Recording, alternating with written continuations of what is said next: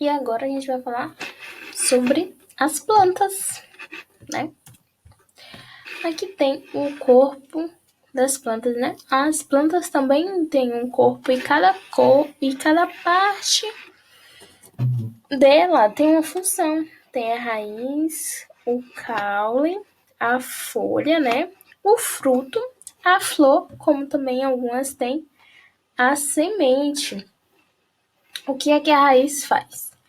Ela absorve todos os nutrientes, né, da terra, a água, e a função dela é levar todos esses nutrientes para o caule, e o caule é que vai estruturar para ficar firme, para vir as folhas, e daí vir as flores, e então vir os frutos. Então, cada um aqui tem a sua função específica, né? E todos muito importantes.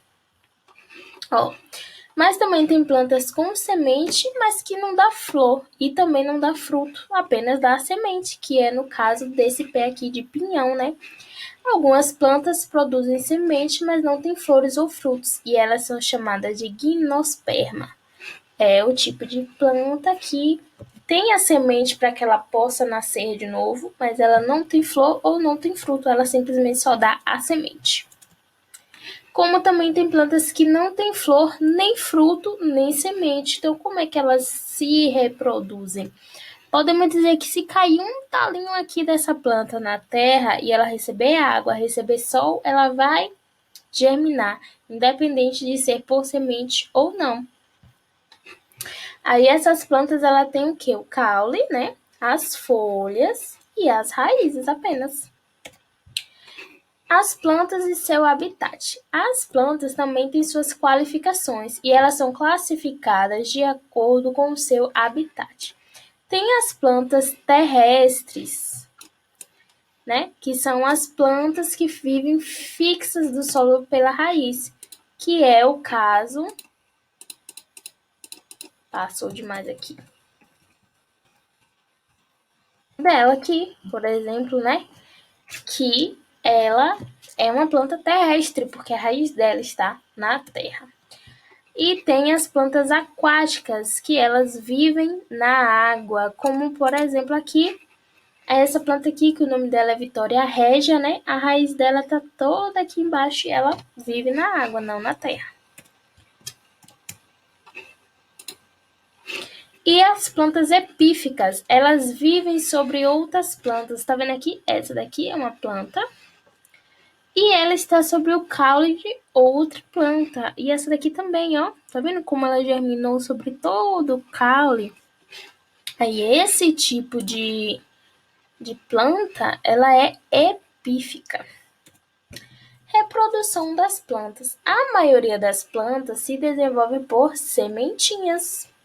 E as sementes caem no solo e germinam. Tá vendo? Ela, ó, tem um embrião aqui. Ela, quando ela cai no solo, ela, ó, brota. Entendeu? Aí, quando ela tá nessa fase aqui, que ela precisa de água, de sol, de adubo, de todos os nutrientes, para poder se manter viva e firme e futuramente dar mais sementinhas. Tem a reprodução por disseminação, quando as sementes elas são transportadas de um lugar para outro lugar. Que é o caso aqui da dente de leão, né? Quando você assopra, isso daqui branquinho é a semente dela.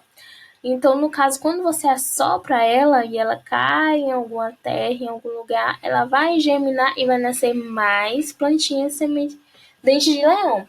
E aqui tem um caso também que é quando vem os passarinhos e comem o fruto daquela árvore ou aquela semente e pelo bico ele vai acabando voando para algum lugar e acaba levando a semente acaba caindo em outro lugar e assim germina e vem outra planta. Aí tem também o uso das plantas, que a gente usa as plantas em várias funções. A gente se alimenta, faz remédio, faz chá, faz papel, porque o papel vem da madeira e a madeira vem da árvore, que é uma planta. O algodão, por exemplo, vem dessa plantinha aqui, do pé de algodão. O arroz vem de uma planta, a gente se alimenta. A erva doce é uma planta, a gente faz chá, faz tempero e tudo mais. Então, praticamente para tudo nós usamos as plantas.